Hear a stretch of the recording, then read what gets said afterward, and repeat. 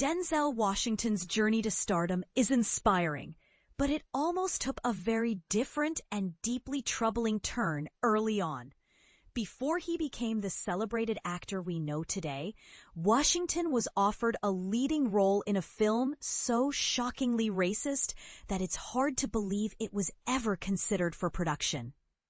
This is a story about the tough choices black actors faced in Hollywood during the 1980s, and how Washington's refusal to accept a degrading role helped shape his remarkable career. Washington's passion for acting sparked during a break from Fordham University, where he worked as a theater director at a summer camp in Connecticut's YMCA. This experience ignited his love for the craft, prompting him to return to school and pursue acting seriously. Early on, he showcased his talent in stage productions of classics by Eugene O'Neill and Shakespeare, quickly gaining recognition. His first screen appearance came in 1977 with the TV movie Wilma, The Wilma Rudolph Story. Over the next few years, Washington moved fluidly between television, theater, and film, including a notable role in the 1979 production of Coriolanus and a less successful film called Carbon Copy in 1981. Many consider his real breakthrough to be his role as Dr. Philip Chandler on the popular medical drama St. Elsewhere, which he played from 1982 to 1988 across 118 episodes. Despite these successes, Washington had yet to headline a major film by the mid-1980s. He had supporting roles in critically acclaimed projects like the 1984 Oscar-nominated A Soldier's Story and Sidney Lumet's 1986 film Power, but a starring role remained elusive. That changed in 1987 when he portrayed Steve Biko, the South African anti-apartheid activist, in Richard Attenborough's Cry Freedom, a performance that earned him an Academy Award nomination. But here's where it gets controversial. Before landing Cry Freedom, Washington was offered the lead in a film with a title so offensive it's shocking it was ever proposed: The Nigger They Couldn't Kill. This so-called satire was steeped in racist stereotypes, portraying a black man as a monstrous figure who survives lynching attempts and electrocution, all while perpetuating harmful tropes. Washington openly condemned the project in a 2010 New York Times interview, calling out its blatant racism and the grotesque imagery it employed. He described the character as someone who supposedly raped a white woman and then became a cult hero after surviving brutal attempts on his life, including hanging and electrocution. Washington found it impossible to see any humor or value in such a script.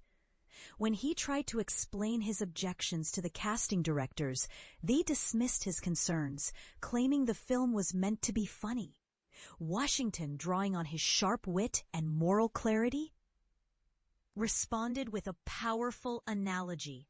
Would it be funny to watch Jewish people being executed in concentration camps?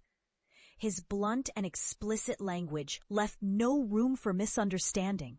He made it clear that such racist depictions were unacceptable. This moment of defiance was pivotal. Washington's refusal to participate in a project that demeaned black people was a bold stand in an industry that often offered limited and problematic roles to actors of color. He even reached out to Sidney Poitier, a trailblazer for black actors, to share his frustration and seek guidance. Poitier didn't tell Washington what to do, but offered invaluable advice. The first few films an actor chooses can define how they are perceived in Hollywood.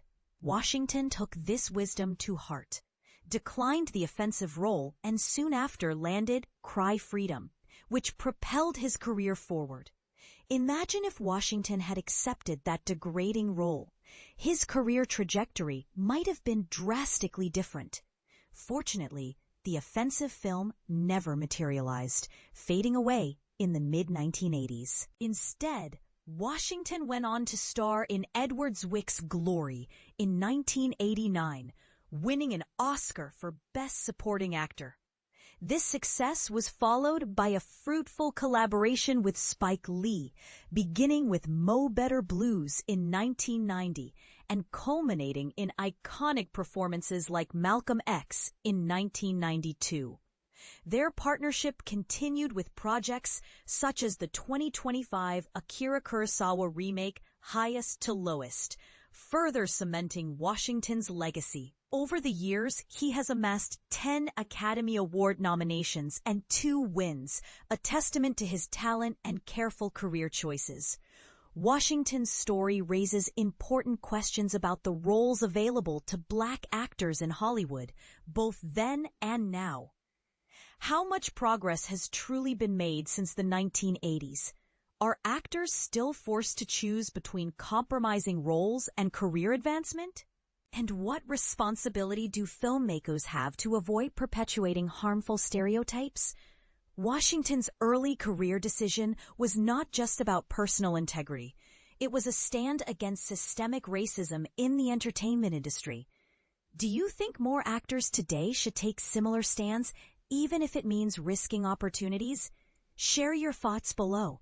This is a conversation worth having.